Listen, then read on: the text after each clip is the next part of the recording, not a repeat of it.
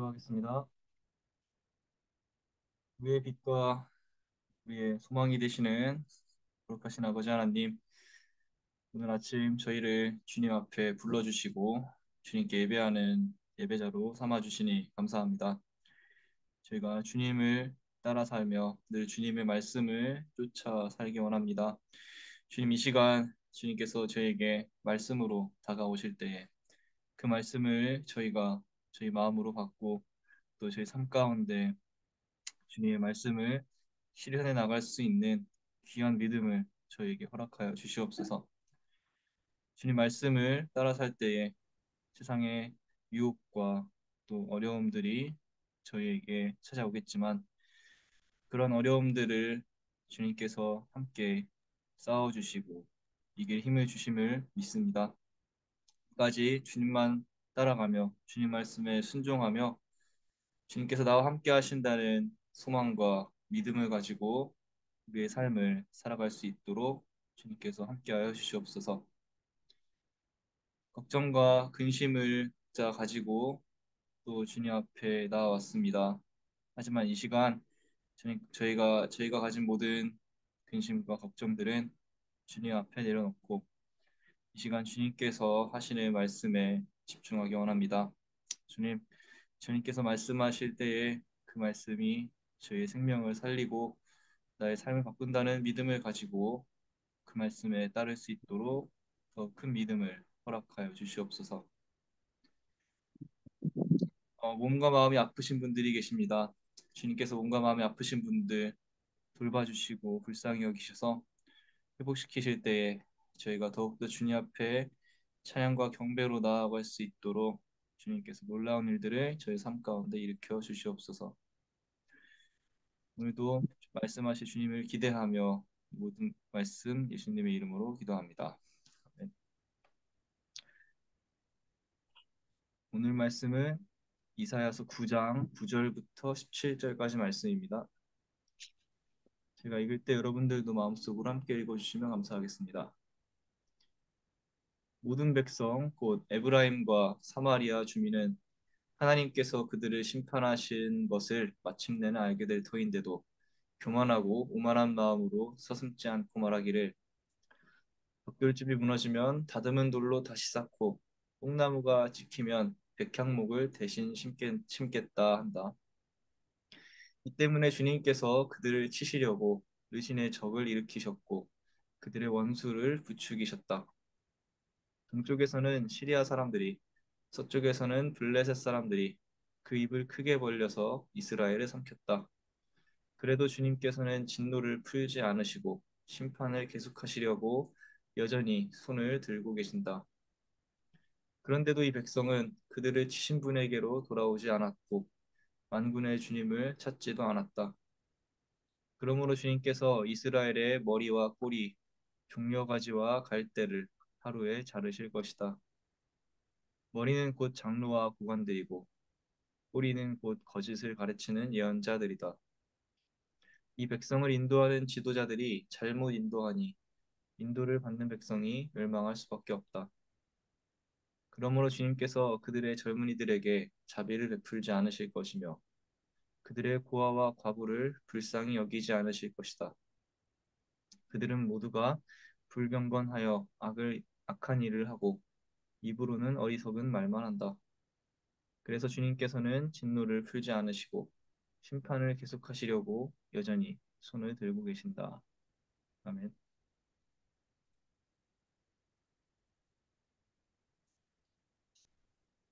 매가 약이다라는 말을 들어본 적이 있으신가요? 제가 어렸을 때까지만 해도 매 맞는 게 무서워서 열심히 공부를 했던 시절이 있었습니다. 초등학생 때 받아쓰기를 하도 못해서 손바닥을 자주 맞았는데 그때 그 손바닥 맞는 순간의 두려움이 아직까지도 기억에 남아 있습니다. 학교에서는 수업에 집중을 안 하거나 숙제를 안 해왔다거나 혹은 시험 문제를 많이 틀리면 선생님께 혼나고 매도 맞았습니다.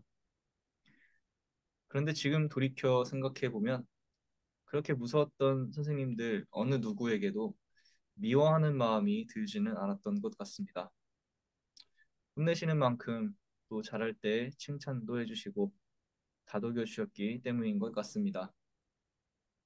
또 생각해보면 그때 그렇게 혼나면서 열심히 공부를 했기 때문에 나쁜 길로 가지 않고 성실하게 학교 생활을 하지 않았나 싶습니다. 저희 집에서는 또 어머니한테 많이 혼났던 기억이 납니다. 밖에서 예의 없게 굴었다거나 혹은 부모님께 반항하거나 툴툴거릴 때마다 매를 맞고 혼났던 기억이 납니다. 하지만 어머니는 또한 그렇게 혼내고 제가 잘못했다고 하면 다음부터는 잘하라고 꼭 위로를 해 주셨습니다. 그래서 그런지 부모님에 대한 악한 감정이 이렇게 생기지는 않았던 것 같습니다. 주위에 많은 분들께서 감사하게도 제가 뭐 착하고 예의 바르다고 이렇게 말씀을 많이 해주셨는데 이렇게 맞아가면서 배웠기 때문에 그러한 인격이 형성이 된 것이 아닌가 하는 생각이 들곤 합니다. 물론 아마 지금 제 말을 듣고 계신 여러분들 중에는 코웃음을 치시는 분들도 계실지도 모릅니다. 왜냐하면 여러분들께서 살아오신 시절에 겪으신 것은 아마 제가 겪은 것에는 비교할 수 없을 만큼 훨씬 험난하셨을 것이기 때문입니다. 그래도 제가 이 말씀을 드리는 이유는 요즘에는 이러한 체벌 문화가 거의 사라져서 더 이상 매 맞는 게 무서워서 공부할 일은 없어졌다는 말씀을 드리고 싶어서입니다. 제가 학원에서 아이들을 가르치기 시작할 때 한참 뉴스에 교사 체벌 문제에 대한 이슈가 나왔습니다. 교사들이 학생들을 때릴 수 없도록 규정이 생겼고 심지어는 선생님께 맞은 학생들이 선생님을 고소하는 일들까지 벌어지곤 했습니다. 저도 학원에서 아이들 가르칠 때 말 안 듣고 숙제도 안 해오는 학생들은 정말 꿀밤이라도 때려주고 싶은 마음이 굴뚝 같았는데 참았던 기억이 납니다. 그래서 그런지 요즘에는 오히려 교권이 낮아졌다는 소리가 심심치 않게 들려오고 있는 상황입니다. 요즘에는 오히려 학생들도 이것저것 듣는 것이 많아서 잘못을 저지르고도 자신은 축법 소년이기 때문에 처벌받지 않는다고 당당하게 외치는 경우들도 많이 있다고 합니다. 물론 매로 다스리는 것이 유일한 해결책은 결코 아니겠지만 아무 두려움 없이 사건 사고를 일으키는 청소년들을 볼 때는 때로는 사랑의 매가 그리워질 때가 있는 것 같습니다. 제가 경험한 것처럼 그렇게 때로는 무섭게 훈육하고 경고한 이후에 다시 관계를 회복하기 위해 위로하고 응원해주는 순간들이 있다면 청소년들이 자신들의 잘못을 더 직관적으로 깨닫고 반성하게 될 것이라는 생각도 듭니다. 그런데 오늘 말씀을 보니 하나님도 우리들을 향해 때로는 사랑의 배를 드실 때가 있다고 말씀하십니다. 오늘 말씀의 북왕국 이스라엘의 백성들은 하나님께서 자신들을 심판할 것을 알고 있음에도 불구하고 교만하고 오만한 마음을 품으며 그것을 대수롭지 않게 여겼다고 합니다. 10절의 말씀에서처럼 벽돌집이 무너지면 다듬은 돌로 다시 쌓으면 되고 뽕나무가 찍히면 백향목을 대신 심으면 되지 하고 말합니다. 벽돌을 다듬은 돌로 뽕나무를 백향목으로 대신하겠다는 말은 그들이 자신들이 가진 물질을 하나님보다 더 의지하며 살았다는 것을 암시합니다. 그들이 가진 풍족한 물질들을 바라보며 하나님께서 심판하라면 하라지 나는 이렇게 많이 가졌으니 심판이 무슨 대수냐 하고 생각했을지도 모릅니다.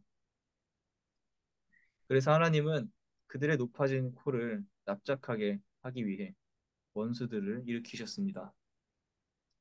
이스라엘을 위해 원수들을 물리쳐 주셨던 하나님께서 이제는 이스라엘 백성들을 향해 원수들을 기꺼이 일으키고 계신 것입니다.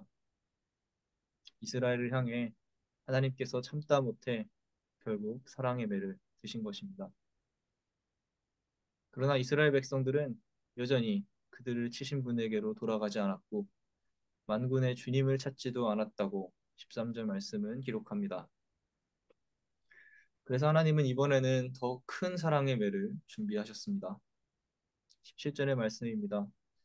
그러므로 주님께서 그들의 젊은이들에게 자비를 베풀지 않으실 것이며 그들의 고아와 과부를 불쌍히 여기지 않으실 것이다. 그들은 모두가 불경건하여 악한 일을 하고 입으로는 어리석은 말만 한다. 그래서 주님께서는 진노를 풀지 않으시고 심판을 계속하시려고 여전히 손을 들고 계신다. 하나님께서 젊은이들에게 자비를 베풀지 않으실 것이며 심지어 고아와 과부와 같이 어려운 일을 당한 사람들에게조차 불쌍히 여기지 않으시겠다고 매정하게 말씀하신 것은 그만큼 주님의 진노가 크다는 것을 보여줍니다. 주님은 우리가 회개하고 돌아오도록 기다리고 참으시는 분이시지만 언제까지고 참으시는 분은 아니십니다.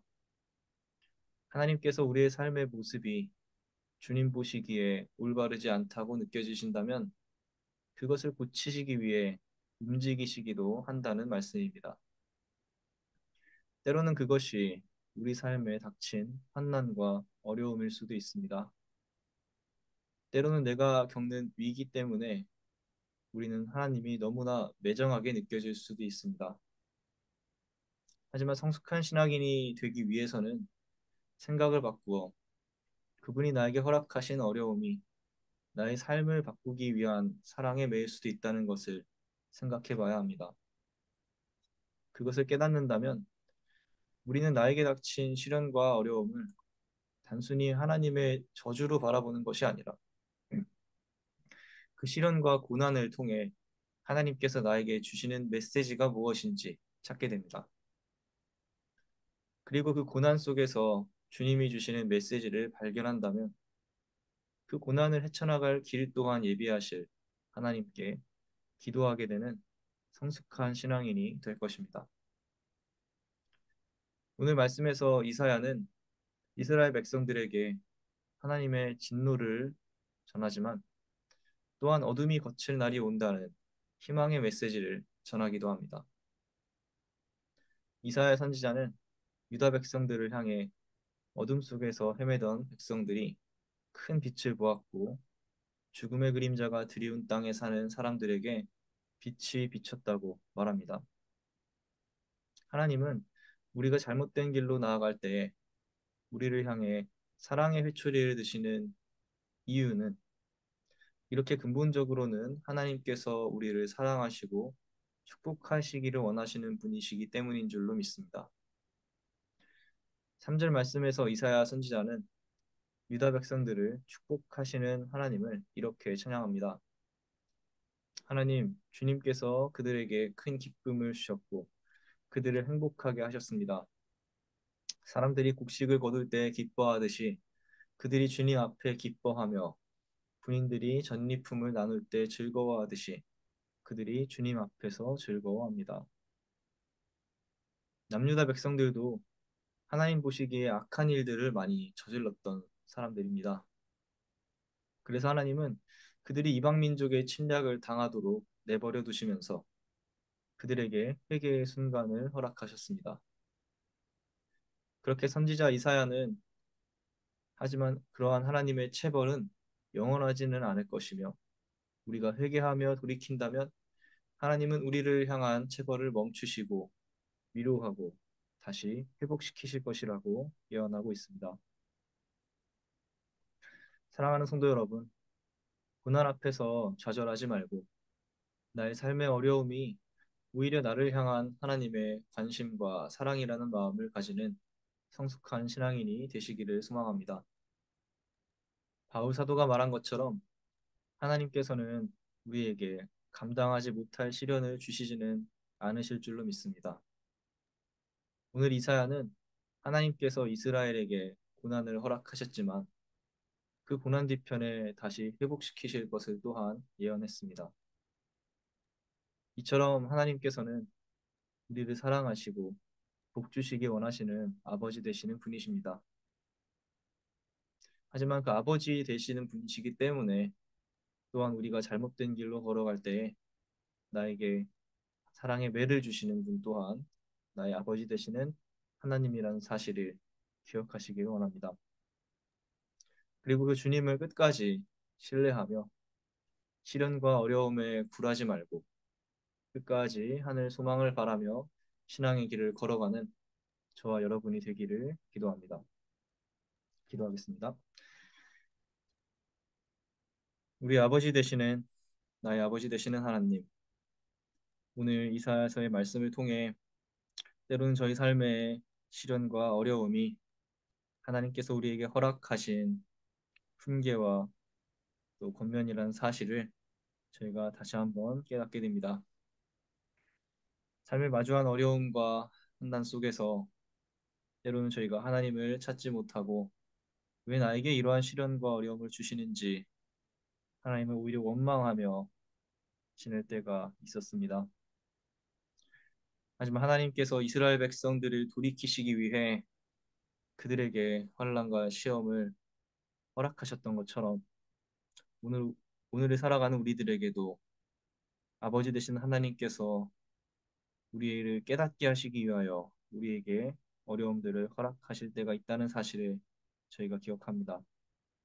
하나님, 저에게 닥친 어려움과 시련을 마주할 때에 세상을 원망하며 나에게 시련과 어려움을 허락하신 하나님을 원망하는 것으로 저희의 삶을 살아가는 것이 아니라 그 시련과 어려움 가운데에서 하나님께서 나에게 어떠한 말씀을 하시는지 생각해보고 귀 기울여보고 또 나의 아버지 되시는 하나님을 끝까지 신뢰하며 그러한 상황 가운데 빠진 나를 끝까지 도우시고 회복시키시고 더욱더 앞으로 나아가게 하실 그 주님을 바라보게 하여 주시옵소서.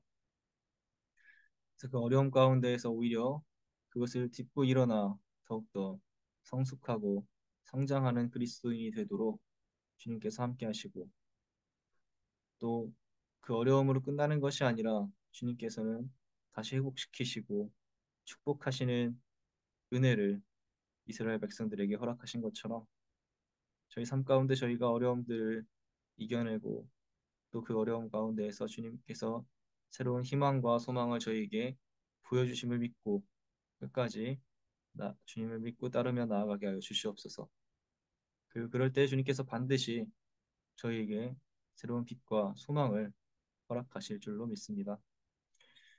오늘 이 말씀을 가지고 세상으로 나아가는 우리 성도님들 한 분 한 분과 주님께서 함께 하시고 세상의 유혹과 또 시련에 저희가 무릎 꿇는 것이 아니라 하나님 앞에만 무릎 꿇는 귀하고 거룩한 성숙한 신앙인들이 될 수 있도록 인도하여 주시옵소서. 감사합니다. 이 모든 말씀 예수님의 이름으로 기도합니다. 아멘.